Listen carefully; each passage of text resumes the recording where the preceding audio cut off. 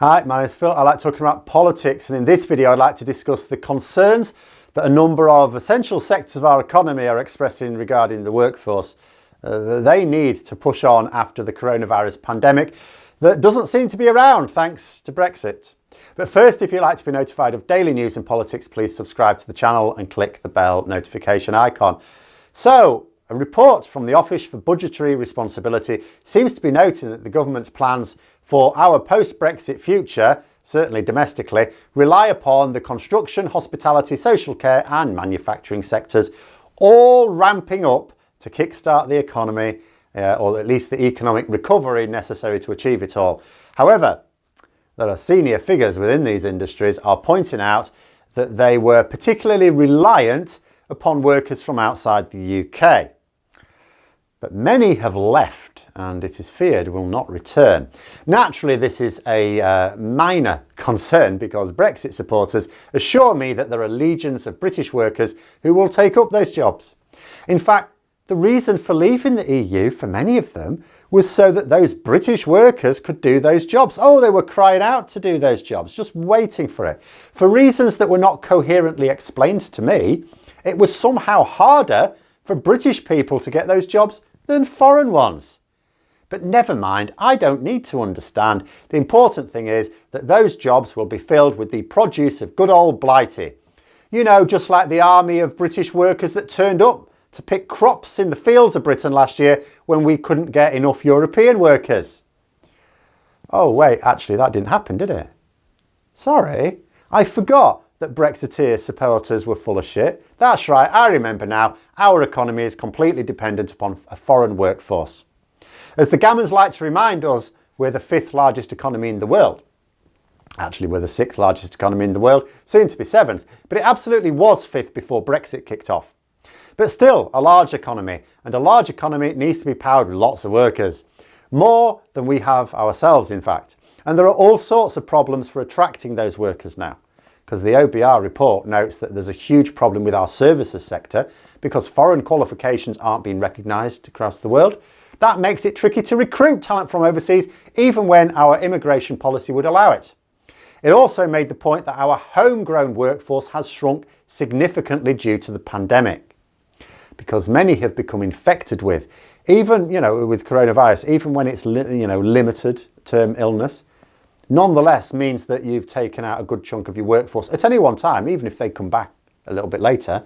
At any one time, you've got a massive portion of your workforce out, whether it's isolating or ill, in addition to just normal illnesses.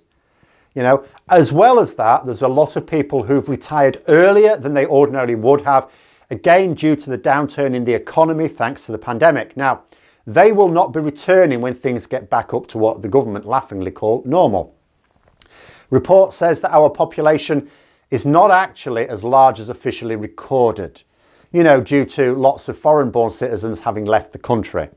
The census is being done very soon this year, so we'll get updates then. There has certainly been a significant net migration out of the country over the past few years. Music to the ears of the Gammons, but presents a serious problem for our economy, because if we do not have the people to occupy jobs in construction, then Boris Johnson's building plans, they don't really get off the ground, do they?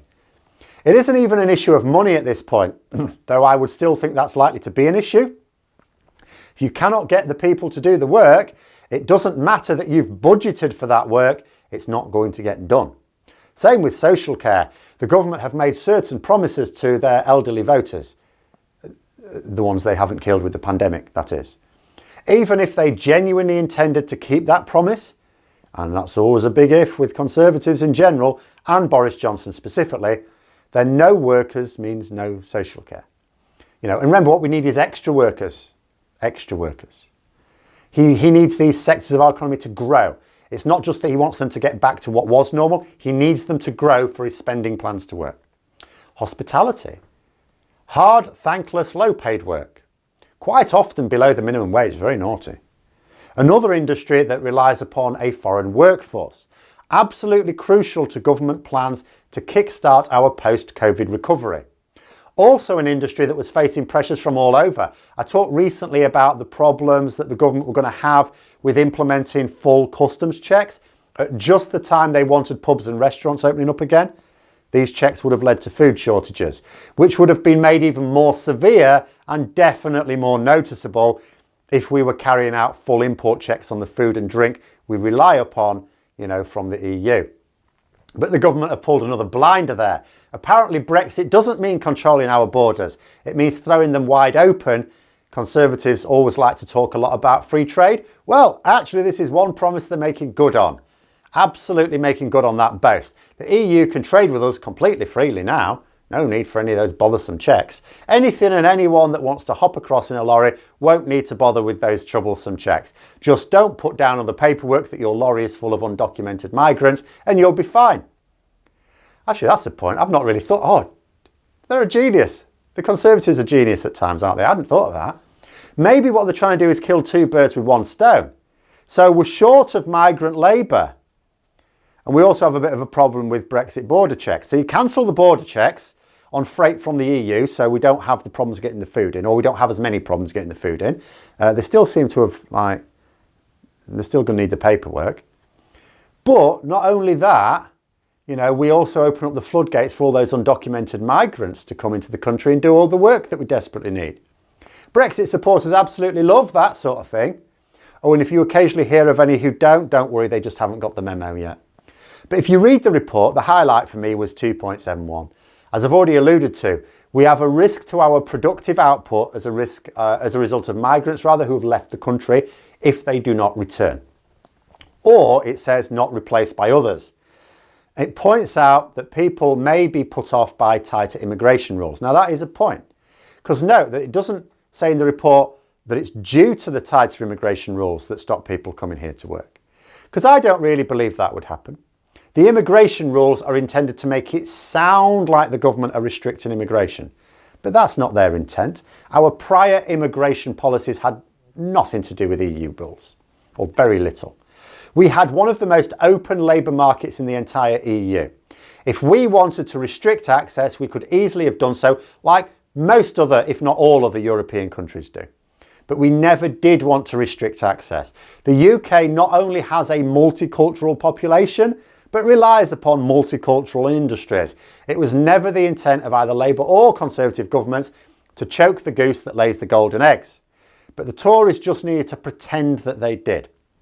But the fear of tighter immigration rules could actually prevent people bothering even to apply. If their perception is of tighter rules, even if ultimately all these tighter rules are beaten into submission by pages of exceptions, which essentially covers anyone who might want to work here, just the perception could be a turn-off for potential foreign workers who will just go somewhere else.